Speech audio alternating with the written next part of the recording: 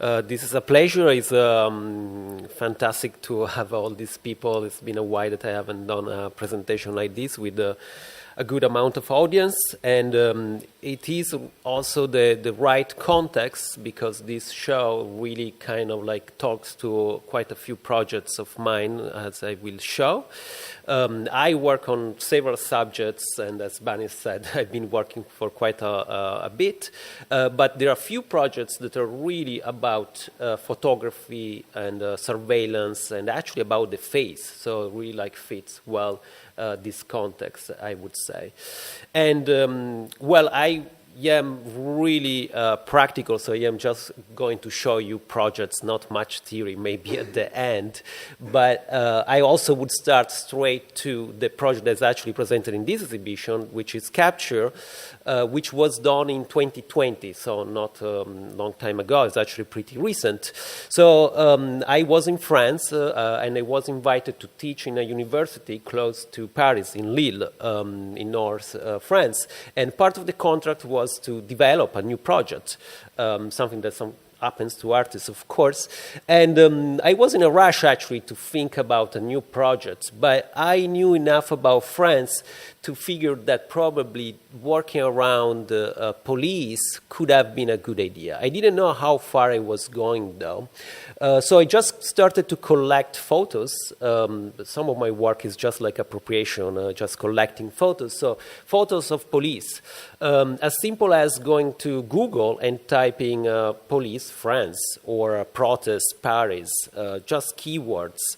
And that process went on for quite a few months, and I started to have quite an amount of pictures. So just to give you an idea, so from the internet, of course, when you search on Google, a lot of like pictures are from maybe just press agencies.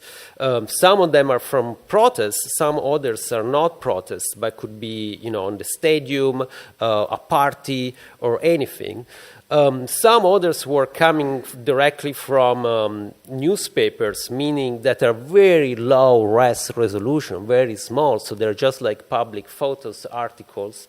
But then I also start to work with some professional photographers, or I would say just the activists that go to the protests and they take pictures of what's happening. So it's kind of like informal members of the press, I would say. And I acquired photos directly from them, meaning that I paid them a little fee, and they gave me a bunch of photos, which are actually very high res, and also like very interesting, and some of them are very portraits, perfect pictures. So I ended up to have quite a lot of material, 1,000 pictures, 1,000 pictures from protests or police or whatever of the past 10 years in France. So the second process was to use facial recognition on these pictures. And so here you see that, of course, in each picture you can have many police officers. And you can also see how powerful can be facial recognition, that find faces even when there is just an eye almost, when even they are very far away. So the end result of this process was this huge database of only the faces of agents, police agents. And this is resulted to be 4,000 faces, because again, in each picture there are many of those. And so I published everything on this website called capturepolice.com.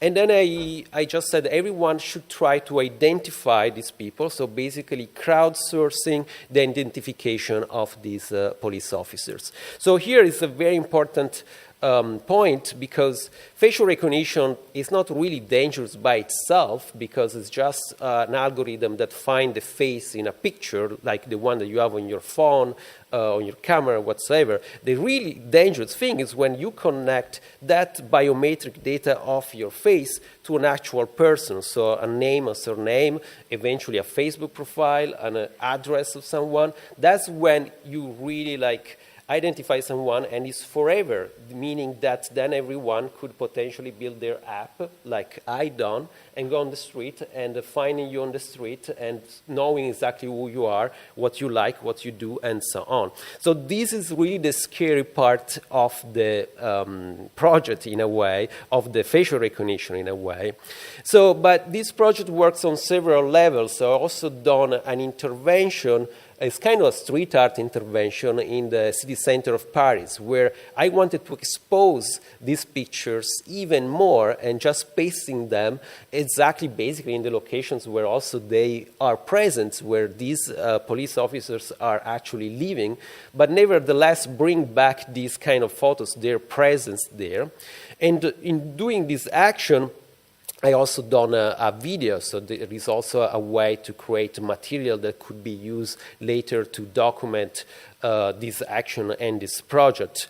And nevertheless, also become a kind of interesting kind of street art project, if you want.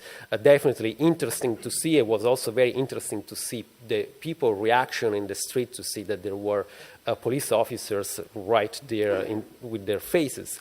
And then the other level, which is an installation, this is actually the biggest installation I've done, which is a selection of 150 faces, this matrix. Then there are two screens that one show the project. I present the project, how it works. Another one is more about facial recognition and why it's dangerous, and it's more about interviews. But then there are also like 7 prints, fine art prints that are featured, and they are police officers that are shooting straight to the protest in this case, in this case to the audience. So it's quite a powerful installation because you have this wall of police in front of you and 7 of them that are shooting straight, and they're not shooting high up, they're shooting straight in your body, which is something that they shouldn't do. It's actually illegal in Europe to shoot at protesters. This is like rubber bullets that don't kill, but they can mutilate you. So in France, many protests lost their eyes or lost their legs, and so there is quite a bit of police violence in France and brutality, as you probably know. But at the same time, police in France is one of the very few in Europe that does use facial recognition in public spheres, meaning that they are basically doing mass surveillance with this technology. They do have cameras in train stations, in airports, and they use this technology to match potential criminals. They actually have already a database of over 18 million people that have been arrested in France.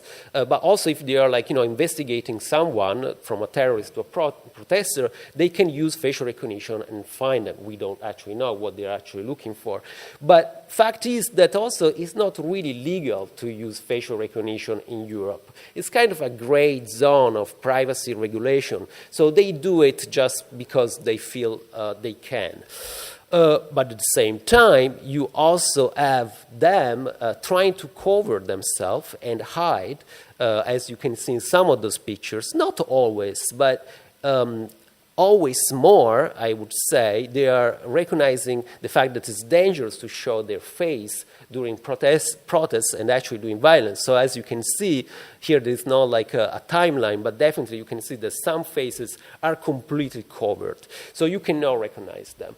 So this is like really an asymmetry of power that they talk about, the fact that they are allowed to surveil and use facial recognition against citizens, and then they are allowed to use violence against protesters, but meanwhile they're hiding, they don't make them recognizable. So in this project, I basically really reshaping this asymmetry of power through technology, and I say, okay, let's try to reverse this and use this technology against you and see what happens. Well, this was a provocation that they, reacted very strongly right away.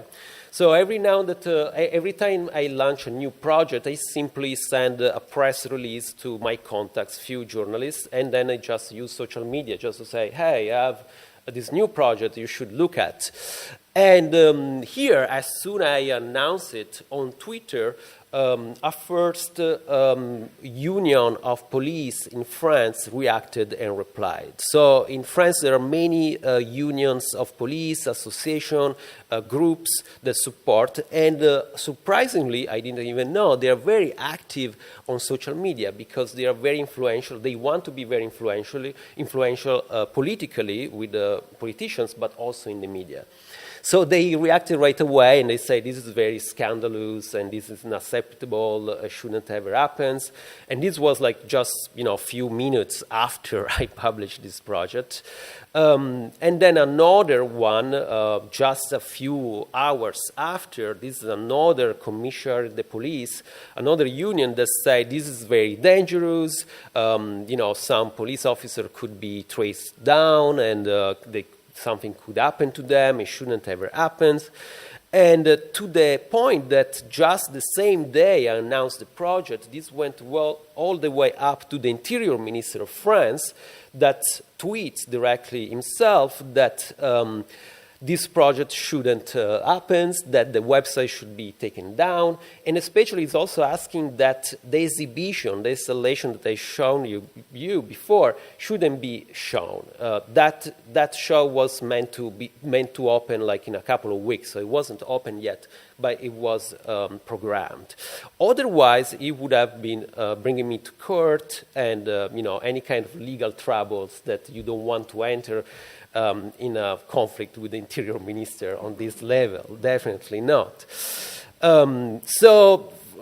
However, I said, okay, let's stay calm and having cold blood. But the day after, also the institution that actually helped me to produce this project where I was working on, sent another press release, this letter, and says, okay, well, we didn't know anything. This guy is doing very crazy things. We don't want to work with him. And we are not going to show his work, his installation. And that really was the point when I understood here I am alone. This is getting very tricky and dangerous because I didn't have the support of any institution in France. And at that point, the website was still on and it stayed on for another couple of days. Until I decided to take down the website. But I was really surprised when actually they decided to censor the installation. And this is a picture where they're covering that installation I showed you before. Those photos were just before the opening, and they are covering them with this board. Which to me is kind of strange because in many projects, I have to take down some material, the project is done, but for an artist to see your work censored in this way and covered up is really a strange feeling. It's like, I have to say, even if I could expect it, it just really was kind of hard.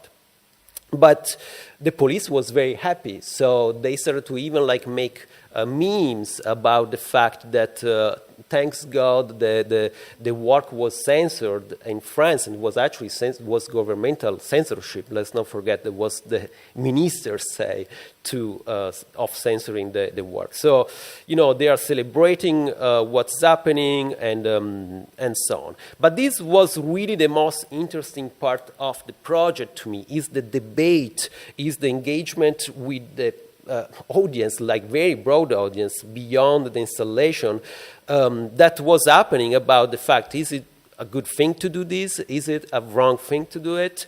And what are the consequences? And this was mainly happening online, and so there are a few videos that have several comments. This is I just show you one, that these are more than 100,000 views, but especially has more than 1,000 comments. And so everyone had something to say about it, something to express about their opinion. So this debate to me was most important, and there are many tweets on Facebook and so on.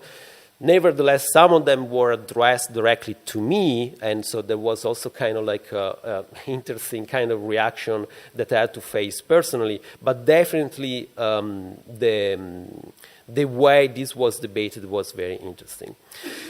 I've done all of this because of a campaign, actually, that I launched few weeks before doing this provocation in France. And the campaign is much larger, and it's a campaign to ban facial recognition in all Europe.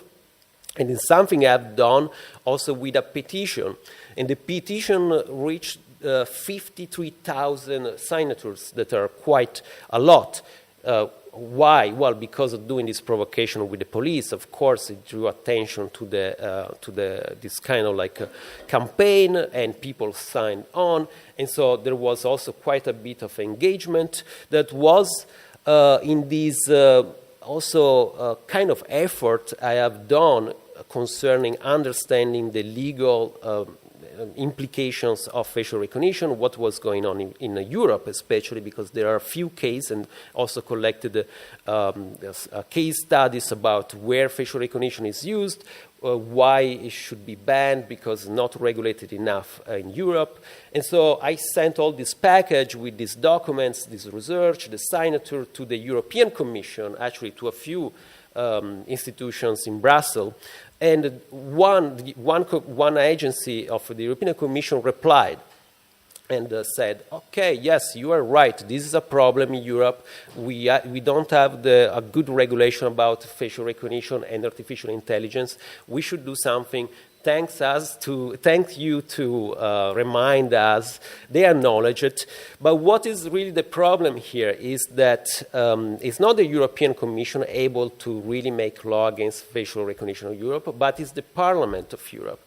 And the Parliament of Europe is run mainly by first ministers of each country. And the first ministers of each country are obviously very influenced by the interior ministers of each country, meaning the police, that say, no, please, we want to keep using facial recognition. And so that's why in Europe, until now, even if all we are against it, I mean, if we would have a poll in Europe, probably the majority of people would be against it. Even if the European Commission is against it, we still have this unregulated use of facial recognition, mainly because the police has this influential power. So this is the first project. Let's move to another project. This is from 2016. This is also about the police, but it's actually more about the criminals. So here we are not in France, we are in the United States. United States, you probably heard that people really get arrested often. Actually, there is an issue called mass incarceration. There is 1 million arrests every year. They even counted more than 100 million of people that have been arrested in the past 20 years. So 100 million, I don't know, it's like 3 times Spain or something. It's a huge amount of people that get arrested. Some of them are real criminals, sometimes not, sometimes just for little things, sometimes it's a mistake. What happened, though, every time someone gets arrested in the United States? Well, some data is collected, and especially the picture is taken, the famous mugshots that you probably saw in TV or in magazine and so on, the famous American mugshots. But these, over the years, started to be quite a bit of data. As I said, 100 million in 20 years. And so this is basically a website of a jail. And consider that in the US there are many private jails, there are public jails. It's all like decentralized, so everyone does whatever they want. And sometimes this data is not even accurate. But whatever, you have a picture, a name, a surname, the date of birth. Sometimes you know the crime, sometimes you don't. You have some data, but it's not really accurate. It really depends by the police officer you find. What happens is that this is public data in the United States. It's considered governmental data. So it's a little bit because of transparency law, a little bit because they think that in this way, by letting people know about criminals, there is more security. It's just the obsession of security in the United States. But the consequence is that there are these mugshots websites where these pictures get even more exposed, and they end up on Google and so on. So basically, if you have been arrested in the United States, maybe you were there visiting, and for nothing, you know, maybe you were driving too fast and so on. You spent one night, and maybe it was a mistake. That picture that was taken that day you were arrested stays online forever, and it also multiplies on all websites around the internet. And when someone searches your name on Google, the first thing will be this picture. So you can imagine this is dramatic in the United States because a lot of people get arrested and then they cannot find a job, they cannot move on in life because every time they apply to something from college to job, that is the first thing, and everyone would say, oh, you're a criminal, you were arrested. So what I have done here, and actually probably was the biggest effort and amount of picture I had, was collecting 1,000, sorry, with numbers getting harder, 10 millions of mugshots. 10 millions of mugshots, and republished them blurred in this way, and with name and surname shuffled. So basically I was cloning this mugshots website, and I was blurring the picture as much as I could and mixing up all the names, so that when someone was looking for someone, you couldn't find the actual person, basically injecting noise, information noise, like data noise in the search engines. Basically also defending the privacy and the identity of criminals in a way, because in this way it's much harder to find the criminals. Right? And so this is like such a huge issue that there are many, many websites that do that, and I've done on 6 websites. So I basically cloned and obscured on 6 websites, but there are many more. And then there is this also interesting pictures that are the results, these visual results, and those are again 10 millions, a huge amount, and were blurred by an algorithm that was coded by me. So you can imagine this kind of process of this code blurring automatically 10 million pictures of people that have been arrested. And because it was a custom-made algorithm, some of those pictures are quite interesting visually, aesthetically. And so I selected very few because how can you like show 10 million pictures? But what I find interesting in these ones is that, of course, here the identity is blurred. There is a privacy issue. You cannot see. But it's also interesting how we judge people, and especially how we judge people online from just a picture, and not only us, but artificial intelligence, how it's going to judge these pictures. Because let's not forget that today, all these mugshots are run through facial recognition, artificial intelligence that can determine and follow you forever, even much more than just a mugshot site. So this blurriness is really also just to show kind of like how do we know if this was a serial killer, a very dangerous person, or was just someone that was arrested for a mistake or for racial issues. So here there's quite a few ideas behind just one picture. But again, the most interesting part probably was that as soon as I published this project, a lot of people started to write me and telling me the tragic stories that were behind those pictures. Because, yes, it's a mugshot, but again, when happened, why it happened, and also what is tragic about it, once that picture went online, their life was really affected, even though it passed like 10 years, even though it was a mistake, they were innocent, and they had to pay money to remove that picture from the internet. And even if they paid a huge amount of money, that picture was reposted again because those people are just trying to make money and doing basically extortion. So I tell you, I received hundreds of these emails, and some of them are really tragic and poignant. And then I also received a legal threat, again, which is from the sites that were actually publishing these pictures and were actually making money, and they sent me this legal letter saying, oh, you are stealing our content, our identity, and our traffic. You are affecting our business. If you don't stop it, we are going to sue you, and you are going to pay, you're going to jail eventually. So there is this reaction, but again, all of this was actually to promote a campaign, a privacy campaign that I started, which is also a privacy policy that I started to just let people remove the picture online for their right, basic human rights, which is something in Europe we do have, and it's called the right to be forgotten. And funny enough, the right to be forgotten was created by a Spanish guy not long time ago, so probably less than 10 years ago. This Spanish guy, I think from Andalusia, he had some trouble with his business, and there was information about that old story on Google or internet, and he just wanted to delete that information, so he sued Google and in Spain, and they couldn't be resolved, so he went all the way up to the Supreme Court of Europe. And the Supreme Court of Europe said, okay, yes, you have the right to remove this old information from the internet.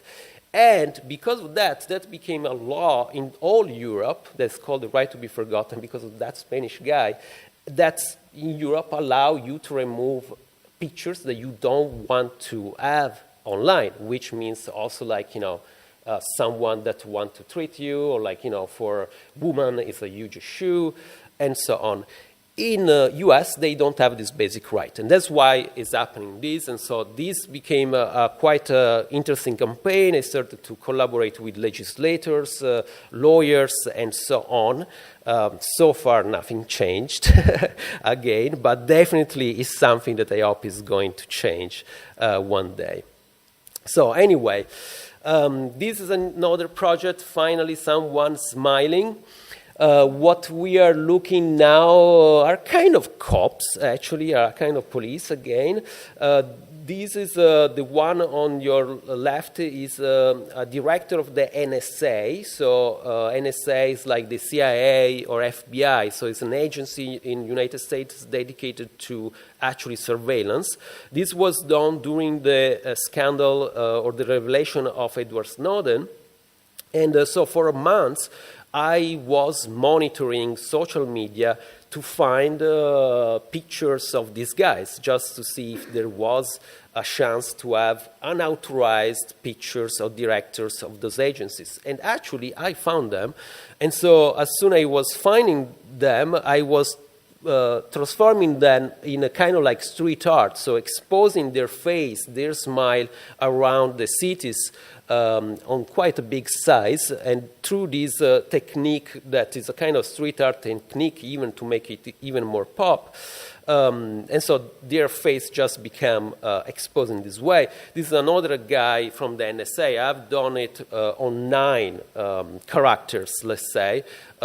The FBI, CIA, this NSA. This is also kind of interesting because this lady meet this guy somehow in a party. We don't know. Maybe they were dating. She posts that picture on her own Facebook profile. I take that picture and I make a poster on the streets, but also make kind of like a big kind of painting that ends up in the museums, in the art fairs, in the galleries. So it kind of like become a celebrity. That to me, it says, how these people running these secret programs in the dark, we don't even know them actually, because you might know the politicians, big names, but these people are the ones that runs the real stuff, just the intelligence community. They live in secrecy, they hide, they have these secret programs, but all of a sudden they become these kind of exposed too, and they are like becoming like these kind of like pop figures. And it's also interesting to me that the systems that are trying to control and use to surveil us can actually use to surveil them, because these systems are so powerful and so spread that also they fall in this trap in a way.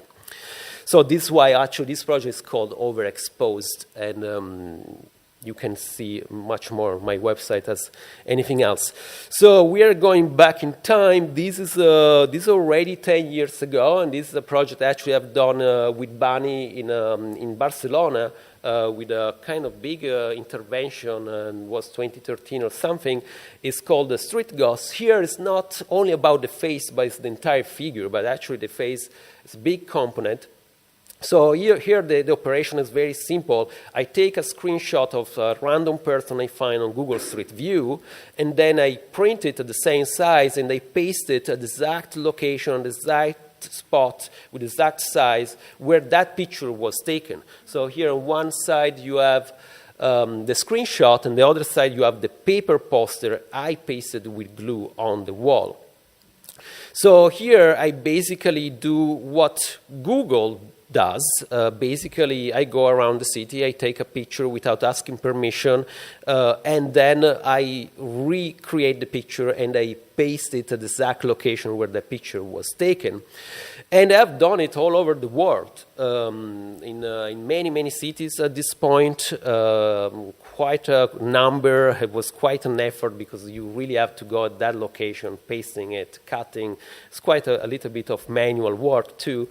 And you find any type of situation, like a lady that is a bicycle, or like any kind of, whatever is happening on the street and how they are captured. And also, like in this case, interesting because an entire family. But here it shows you the point that the faces here are mostly blurred, and they're blurred because the algorithm of Google tried to protect their privacy. Someone might say, well, but you can recognize them from the clothing, how tall they are, where they are, so the faces doesn't help. But especially here you can see that the mom of this family, she's completely clear because the algorithm failed, so it didn't recognize the face and didn't blur her. So these actually show how these are kind of like collateral damage of an information war that's happening between, the algorithm that try to protect the privacy, Google that wants to have as much information as they want, the legislators that try to regulate all of this, but they can't. Eventually, the city, the municipality, they say, well, what's going on here? It's just a car taking picture without asking permission. And so, unfortunately, if you were on the street and the car passed and a picture was taken of you, you are this kind of like, casualty of this war. And eventually, the artists take the picture and expose you even more eventually. So I am part of that war too. Another interesting part is who owns that picture. Well, I keep the watermark of Google. So just to remark that actually that picture at this point is owned by Google, even if you would say, no, it's my picture, or the city would say, no, it's my picture, or I would say as an artist, it's my picture. But the other part interesting of this is the year, and that's actually something that's getting always more interesting because some of them have 10 years, some of them even more at this point, the more the time passed. And especially the car is going around, Google car is going around always more often in these days. And so that also show why these, we are all ghosts, and that's why the project is called Google Ghosts, in terms of the fact that our data, our pictures will eventually come back in this blurred way in this moment, and we won't have control over that, and that can happen in 100 years from now, 200 years from now. And so we're basically all ghosts from these digital hells that we won't have control. And so that's how they are called street ghosts, and I show them even when it's about museum show, they always stay, often they stay outside of the museum. So let's move on this project that's less known, but it's really about the face. In this case, it's about Instagram. And so in this case, I was monitoring Instagram to find influencers that were promoting products that they shouldn't promote, like alcohol, cigarettes, and so on, which is already something legal, but especially without saying that they were promoting it. So basically doing advertising without saying it, which is another illegal thing.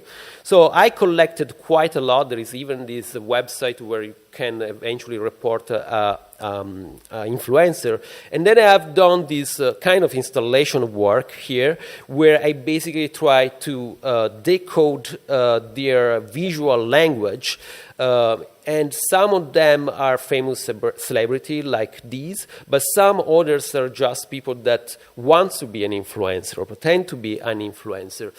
And to me, this is also very interesting because, well, here we have a very particular photographic language, I would say, but I don't think it's just a photographic language. It's also becoming how we act and we communicate, just the way we pose in front of a camera. And here it's not just the camera, it's the algorithm of Instagram, it's the interface of algorithm, and the way we look and so on, it become like part of our common language. Visual language, it become like how we communicate with each other, and we want to appear on social media, but especially on Instagram. It's a very specific way to make you look good, or eventually you have to look in a certain way to be on Instagram. So basically we are fitting this kind of camera, and the face, again, is the main tool, in a way, to show us in this way.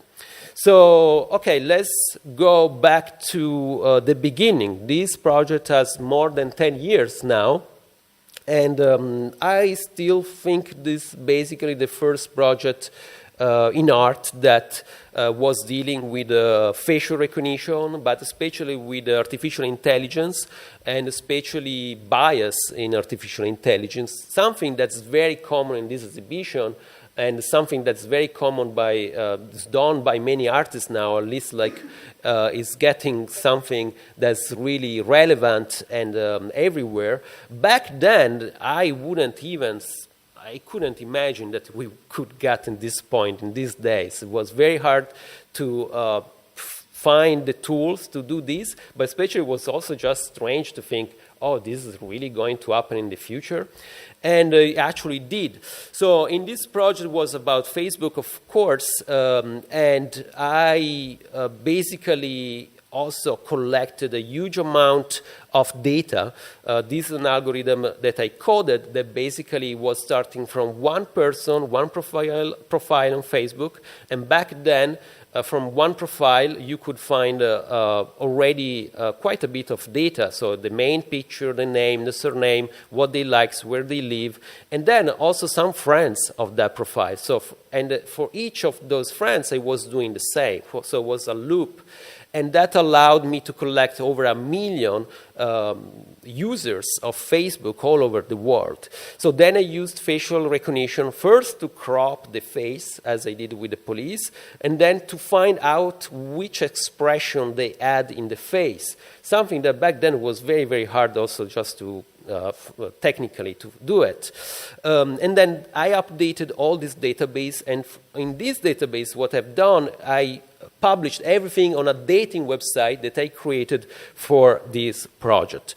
Here it's interesting because, of course, you can see the faces, you can see the names, but especially they're already categorized by kind of temperament. So if they're easygoing, funny, mild, smug, and this based on the, artificial intelligence, assuming that if they have that expression, they must be this way in life.